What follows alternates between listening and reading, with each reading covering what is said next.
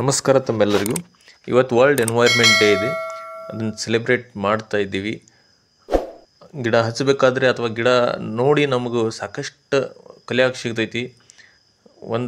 ಅದೇ ಥರ ಒಂದು ಸಂದರ್ಭ ಇಲ್ಲಿರ್ತಕ್ಕಂಥ ಎಲ್ಲ ಗಿಡಗಳಿಲ್ದಕ್ಕೆ ಒಂದೇ ಸಾರಿ ಪ್ಲಾಂಟೇಶನ್ ಮಾಡಿದ್ವಿ.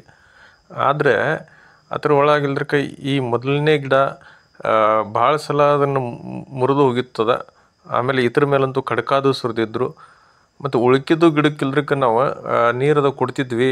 ಈ ಗಿಡಗಳಿಗೆ ನಾವು ಜಾಸ್ತಿ ಕೇರ್ ಮಾಡಿಲ್ಲ. ಆದ್ರೂ ಕೂಡ ಎನ್ವೈರ್ಮೆಂಟ್ ಅದಕ್ಕೆ ಫೇವ್ರೇಬಲ್ ಆಗಿದ ನಂತರ ಅವೆಲ್ಲ ಇಲ್ದಕ್ಕೆ ಆ ಗಿಡಗಳ ಜೊತೆನೇ ಗ್ರೋ ಆಗಿಬಿಟ್ಟಿದ್ದಾವೆ.